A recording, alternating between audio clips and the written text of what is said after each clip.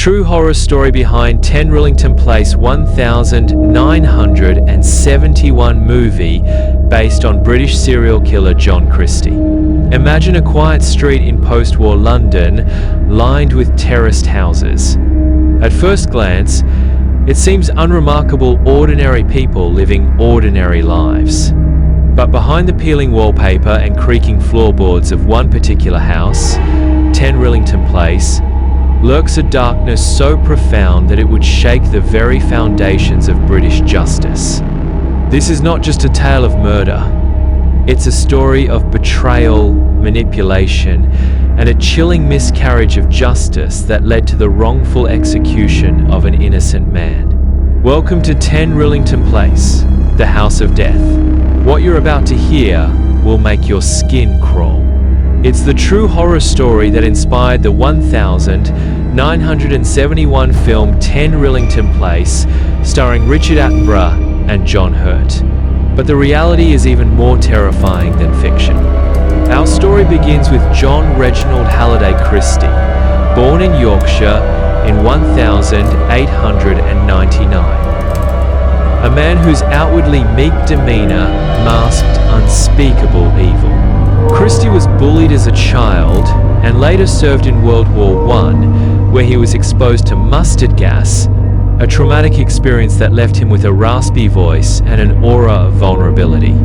But beneath this facade lay a predator. In 1938, Christie moved into the ground floor flat at 10 Rillington Place in Notting Hill with his wife, Ethel. Later on, this house would become his hunting ground.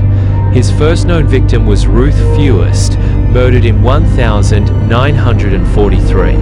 Christie strangled her on impulse and buried her body in the garden, a macabre act that marked the beginning of his reign of terror.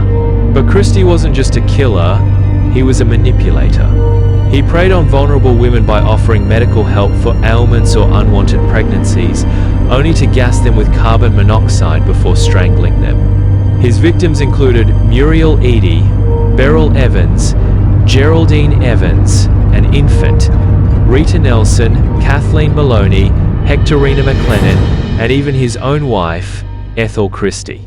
In November 1949, Timothy Evans, a young man who lived upstairs from Christie, was accused of murdering his wife Beryl and their baby daughter Geraldine. Evans had sought Christie's help for an abortion for Beryl, but when Beryl died under suspicious circumstances, Christie framed Evans for her death. Evans was illiterate and easily manipulated during police interrogations. Under pressure, he confessed to crimes he didn't commit. The bodies of Beryl and Geraldine were discovered in the wash house behind 10 Rillington Place, and Evans was swiftly convicted and hanged in March 1950. But here's where the story takes a horrifying turn. 3 years later, new tenants at 10 Rillington Place uncovered bodies hidden behind the wallpaper in Christie's kitchen. Police investigations revealed more corpses buried in the garden and under the floorboards, including Ethel Christie's remains. John Christie was arrested shortly thereafter and confessed to multiple murders, including Beryl Evans. The truth was undeniable. Timothy Evans had been innocent all along. Christie's trial exposed not only his monstrous crimes, but also the catastrophic failures of British justice. How could an innocent man be hanged while the real killer lived freely? This case became one of the driving forces behind the abolition of capital punishment in Britain. The film 10 Rillington Place dramatizes these events with haunting precision. Richard Attenborough's portrayal of Christie captures his duality, a seemingly harmless man who harbored unimaginable cruelty. Meanwhile, John Hurt's performance as Timothy Evans evokes the tragic vulnerability of a man caught in a web of lies. But here's where things get even more unsettling. Some accounts suggest that there may have been two killers at 10 Rillington Place, Christie downstairs and someone else upstairs. Could Timothy Evans have been involved after all?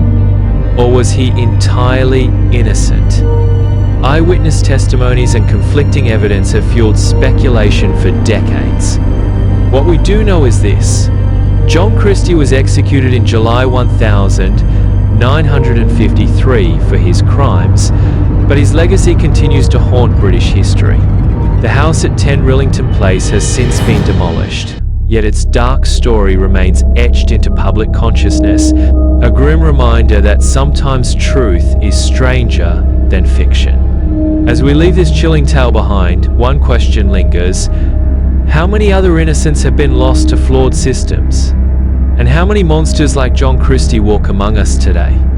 The story of 10 Rillington Place forces us to confront uncomfortable truths, not just about evil, but about justice itself. Thank you for joining us on this journey into darkness. If you found this story as haunting as we did, don't forget to like, share, and subscribe to Horror Vault for more tales that uncover the sinister secrets lurking beneath everyday life. Stay curious and stay vigilant.